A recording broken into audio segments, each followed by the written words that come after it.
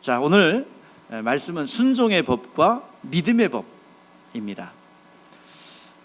모세는 이스라엘의 중보자가 됐어요. 그래서 모세는 이스라엘에게 율법이라는 것을 받아서 공포를 했죠. 그래서 율법이라는 법 안에서 이스라엘은 하나님을 섬겼고 만났고, 그리고 하나님과 교제를 나누었어요. 이스라엘에게는 율법이라는 이 법이 유일하게 하나님을 만날 수 있는 도구입니다. 그런데 그 율법이 예수 안에서 딱 멈췄거든요. 왜 멈췄다는 얘기는 폐기됐다는 얘기가 아니라 더 완벽하게 완성되었다는 얘기입니다. 그래서 예수님께서 율법을 폐하러 온 것이 아니라 율법을 완성케 하러 왔다 그랬습니다.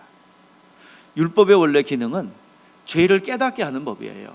그런데 예수님께서 오셔서 죄를 알게 하시고 깨닫게 하시고 구원하셨어요. 그래서 율법의 핵심은 뭐죠? 바로 율법의 핵심은 더 줄이면 사랑이에요. 하나님을 사랑하고 이웃을 사랑하고, 한마디로 사랑이에요. 그런데 이 사랑은, 율법은 사랑이기 때문에 하나님의 사랑이 표현된 거예요. 죄를 깨달아야 고치려고 그러고 죄를 해결하려고 그럴 거 아니에요. 하나님 앞에 나오게 하는 사랑의 법이에요. 그런데 이렇게 사랑의 법이고 영원한 법이지만 율법에는 한계가 있죠. 죄 문제 해결할 수 없고, 그리고 그 율법 안에서 나온 제사장이 레위인 제사장입니다. 그리고 레위 지파 중에서 아론의 후손들만 제사장 역할을 했고, 또 제사장 중에서 또 대제사장 역할을 감당했던 거예요. 자, 그렇기 때문에 율법 안에 있는 제사장은 한계에 있을 수밖에 없고 제한받을 수밖에 없고, 하나님을 섬기는 데 있어서, 하나님을 나가는 데 있어서 한정될 수밖에 없어요.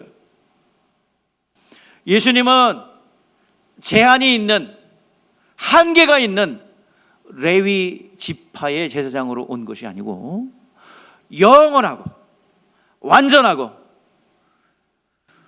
시작도 없고 끝도 없고 하나님의 아들과 동등하여 영원한 제사장으로 계신 멜기세덱의 반차를 따라 오신 영원한 대제사장이신 예수 그리스도입니다. 오늘 이 시간, 오늘 11절 말씀, 지금까지 제사장과 대제사장은 레위 지파의 아론의 후손들에 의해서 사명을 감당했습니다. 레위 지파에서 제사장은 나와야 된다, 이것은 율법이 정한 거거든요. 하나님의 명령으로 말미암아 레위 지파 중에서 고핫, 무라리, 게르손은 성전의 기물을 맡는 일을 했고, 그 중에 아론과 그 후손들은 제사장의 역할을 감당했고, 그 제사장은 대제사장의 역할을 감당했습니다. 그러니까 레위 계통의 후손들에 의해서 제사장이 나왔고 대제사장이 나왔다는 얘기죠. 그런데 율법으로는 이제 한계가 있어요. 그래서 여러분, 제사장이란 말은요, 무슨 뜻이냐면 중보자라는 뜻입니다. 자, 제사장이 중보자라는 뜻인데 양쪽을 다 알아야, 그러니까 하나님도 알고 백성도 알고, 그래서 둘을 화해시키는, 그게 중보자라는 뜻이에요. 그래서 율법의 절차에 따라서 레위 지파가 완전하게 하나님에 나갈 수 있는 길을 완전하게 열었다고 한다면, 또 다른 지파, 또 다른 반열에서 나오는 멜기세덱의 반차에서 나오는 그런 제사장이 필요 있겠느냐 하는 것이에요. 그거에 지금 오늘 본문 말씀입니다. 본문 11장 말씀, 11절 말씀이에요. 자, 율법에 의해서 이제 하나님 앞에 나갔고 섬겼어요. 그런데 그 자체가 불안한 것은 아닙니다. 자, 우리의 육체가 있고 영혼이 있는데 구약 시대에는 영혼이 죽었어요. 그래서 영이 죽었기 때문에요, 영의 말씀을 못 들어. 그러니까 구약 때는 육체의 예법밖에. 왜? 영은 죽어서 기능을 안 해. 하나님으로부터 딱 뿌리를 내리고 빨대가 딱 꽂아져 가지고 거기서 계속 마르지 않는 생물이 내 안에 올라와야 여러분 세상을 이길 수 있고 유혹을 이길 수가 있어요. 그런데 이게 끊어졌다는 것을 뭐라고 그래요? 영의 기능이 정지된 것을 뭐라고 그래요? 영적 죽음이라고 합니다. 이제 구약의 제사의 직분으로 하나님 앞에 목소리를 상달시킬 수 있고 또 이 중보자가 제사장이 중보자가 되어서 하나님은 이제 그 제사장을 통해서 하나님과의 관계를 연결했는데 하나님은 이게 완전하지 않기 때문에 또 다른 뭐를 세웠어요? 완전하고 영원한 대제사장 멜기세덱의 반차를 따라오신 예수를 영원한 대제사장으로 삼았다 이 말입니다. 여러분 제사라는 말이 무슨 뜻이에요? 제사라는 말은요 희생이라는 뜻이고요 그리고 화해라는 뜻이에요. 성경에 나오는 제사는 화해 희생이에요. 동물이 희생함으로 하나님과 화해를 이룬다. 이것이 제사입니다. 자, 그런데 하나님께서 이거 갖고 안 된다 이 말이야. 이것은 비유와 상징일 뿐이에요. 그래서 하나님께서는 누구를 보내셨어요? 자, 누구를 보내셨어요? 예수 그리스도. 완벽하고 영원한 대제사장 되신 예수 그리스도예요. 여러분 반차라는 말은 자, 한자를 보셔야 돼요. 멜기세덱의 반차가 뭐냐? 자, 원래 아론의 반차가 있어요. 레위인의 반차가 있어요. 제사장 반차가 있는데 이 반차라는 말은 한자로 한번 보실까요? 자, 반차라는 말 보세요. 자, 나눌 반차, 다음 차자, 버금차, 반차. 그래서 순서대로 반을 정해서 순서대로 간다는 얘기예요. 그래서 하나님께서는요 제사장 역할을 감당하는 데서 용무가 많아지고 일이 많아지니까 다윗 때 이것을 나눠요. 몇 개로 나누냐면 24개로 나눠요. 이게 이제 24반차예요. 반차예요.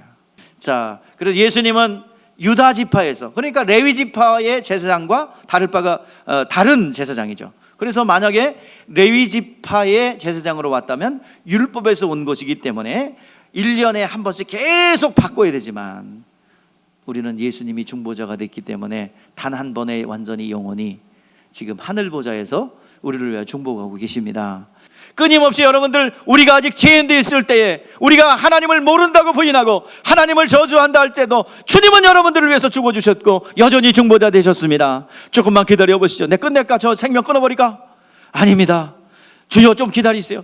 지금 이때를 기억하면서 계속 전도자를 보내서 이 자리를 초대한 것을 보면서 좀 기다려주세요. 내 불구덩이에다 집어넣을까? 내가 이 다 잘라서 다 태워버릴까? 아닙니다. 좀 기다려 주시죠. 몇 년만 기다리시죠. 전도자를 보내고 중보하십니다. 율법으로 말미암아 그리스도로 말미암아 우리는 화해한 자예요. 자, 12절 말씀 보세요. 자, 제사의 직분이 바뀌었는데 율법도 바뀌었어요. 율법이 뭐로 바뀌었냐면은 율법이 복음으로 바뀐 거예요. 그 얘기예요. 자, 율법과 복음을 지금 얘기하는 거예요. 자, 율법을 뭐라 그러면 자, 율법과 복음인데 자, 어떻게 우리가 이해해야 되냐면 자, 우리가 한번 보세요. 갈라디아서 3장 24절 25절. 자, 이제 율법 아래서는 옛날 성경은 몽학선생이라고 하는데 몽학선생 초등교사는요 유대인들이 어렸을 때는 누가 교사가 되냐면 엄마가 교사가 됩니다. 그래서 엄마가 어릴 때부터 율법으로 아이를 가르쳐요. 그러면 자, 어린애를 가르칠 때는 어떻게 해야 돼요? 채찍과 당근. 채찍과 당근은 이제 채찍과 사탕. 그래서 잘하면 잘했다 칭찬해주고 뭐도 주고 상도 주고 또 잘못할 때는 가감하게 회초리로 그 육체의 습관이 되기 전에 육체 안에 있을 때 회초리를 대요. 그런데 이제 어린아이 어머니가 골방에서 데리고 아이를 가르쳐요. 그러면 아이가 장성한 자가 되었을 때 훌륭한 행동을 하게 됩니다. 가정교육이 잘 돼 있어요. 부모는 자녀를 엄격하게 율법으로 양육합니다. 자, 이건 어릴 때 엄하게 하는 거예요. 그런데 어느 날 아이가 성장을 하면 어떻게 돼요? 엄격하게 규제하지 않아도, 또 엄격하게 그렇게 하지 않아도 뭐가 돼요? 스스로 알아서는 자유자가 됩니다. 자, 그러면 오늘 얘기 제목을 한번 읽어볼까요? 제목 시작. 예, 바로 율법은 초등적인 법이에요. 그래서 강요를 합니다. 어기면 보응이 따르고 징계가 와요. 그리고 상급이 와요. 그러나 복음은 스스로 알아서 하도록 하는 자유자입니다. 여러분, 과거 율법은 순종하라고 가르칩니다. 자, 순종의 법이 율법입니다. 믿음의 법은 바로 복음입니다. 자, 우리는 순종의 법이에요? 믿음의 법이에요? 믿음의 법이죠. 우리는 복음을 받은 자들입니다. 그러면 순종하다 보면요, 이 순종하다 보면 말씀의 엑기스가요 싹싹 들어와요. 영혼에 경험되고 체험되게 됩니다. 자, 그래서 내 심령 안에 꼭꼭 채워지게 되죠. 자, 그러면 뭐를 내나요? 믿음이라는 열매를 내놓게 됩니다. 여러분들, 믿음의 열매를 내놓으면 하나님은 일하지 않을 수 없어요. 자, 근데 이 반대가 뭐냐면 스스로 살려는 거예요. 하나님 없어도 돼. 이것이 바로 마귀적 성품이죠. 여러분, 오직 스스로 살 수 있는 분은 누구밖에 없어요. 그래서 성경에는 시험하지 말라, 이 말은, 하나님을 시험하지 말라, 이 말은요, 네가 나뭇가지를 나무로부터 자라내지 말라는 뜻이에요. 즉 하나님을 떠나서 살 수 있는지 테스트하지 말아라, 그 말이 시험하지 말라는 얘기예요. 우리는 하나님 안에 붙어 있어서 삽니다. 여러분들, 진정한 믿음 안에, 복음 안에 있는 사람들은 그 믿음이 자유를 줘요. 자, 그러면 순종, 율법에서 온 순종, 율법에서 요구하는 순종, 복음에서 요구하는 믿음, 무엇이 다른가요? 무엇이 다를까요? 자, 이것을 비유로 말하면 순종과 믿음의 차이는 푼열매와 잘 익은 열매 차이입니다. 율법 아래서 두려움에 따르고, 두려움 때문에 따르고, 순종하는 것은 덜 익은 열매, 덜 익었어. 복음 안에서 믿음은 완전히 익은 열매예요. 그래서 율법의 순종이 여러분들 계속되면 이것이 믿음으로 가는 거예요. 순종해서 믿음으로 가기를 바랍니다. 자, 그래서 로마서 1장 17절 말씀에 보면은 믿음으로 믿음에 이르게 한다. 앞에 믿음은 순종으로 믿음에 이르게 하나니.